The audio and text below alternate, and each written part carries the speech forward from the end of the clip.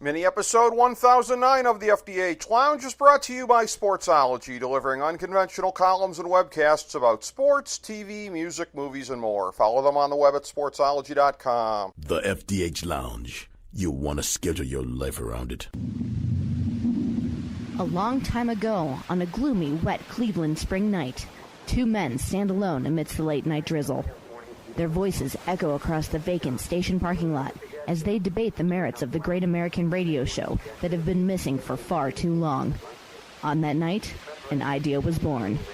That idea became the FDH Lounge.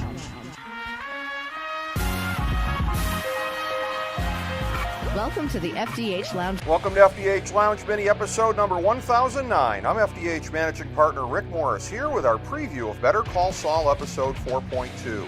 Here's our top 5 developments coming out of the Season 4 opener.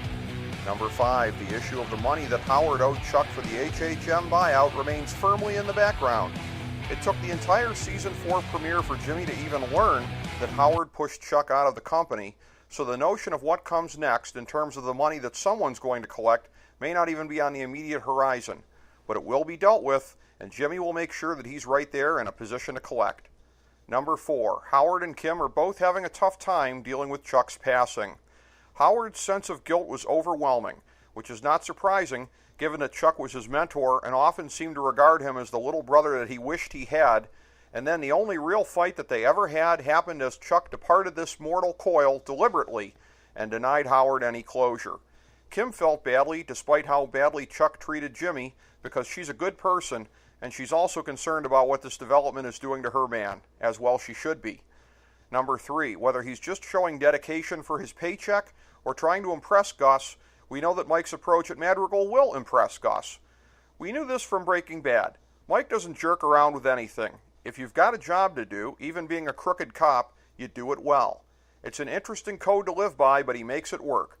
In Season 3, Gus was already taking note of Mike's professionalism and his capabilities, and he'll only be more impressed by the future cleaner given how he takes even this Madrigal deal seriously. Remember, Gus has his own peculiar code.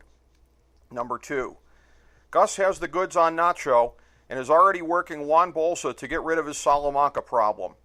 Victor was able to verify Gus's suspicions that Nacho messed around with the old man's meds, so now he's got leverage on a key player inside Hector's crew with Hector now out of the picture.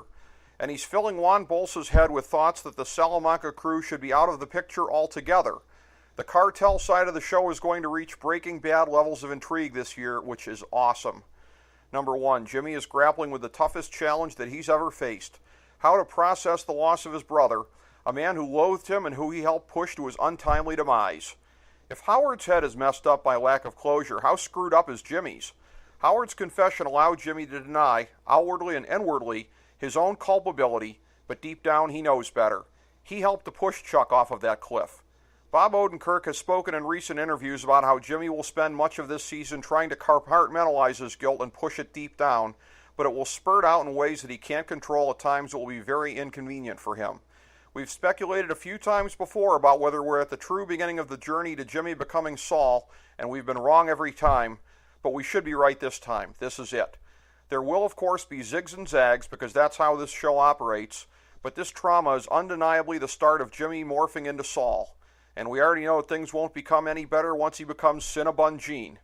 Thank you for checking out this mini episode of the FDH Lounge. As we bring the show to a close, we would like to extend our deepest gratitude to NBC, CBS, ABC, Fox, all Clear Channel affiliates, TNT, TBS, USA, UPN, Deadspin.com, YouTube.com, YTMND.com, MySpace.com, various blogs, Fox News, CNN, CNBC, MSNBC, IamBoard.com, Billboard.com, Google.com, ESPN, ESPN2, ESPN News, ESPN Classic, NBA TV, NFL Network, Sports Time Ohio, Athlon Magazine, Comedy Central, Cartoon Network, The Boomerang Channel, QVC, BET, The Spice Channel, Steno Notebooks, Manwich, Papermate Office Supplies, waitresses, strippers, bartenders, garbage men, janitors, microwave popcorn, the writers of The Office, Scrubs, Entourage, My Name is Earl, Oz, Metalocalypse and the Boondocks, Aquafina, and the Periodic Table of Elements.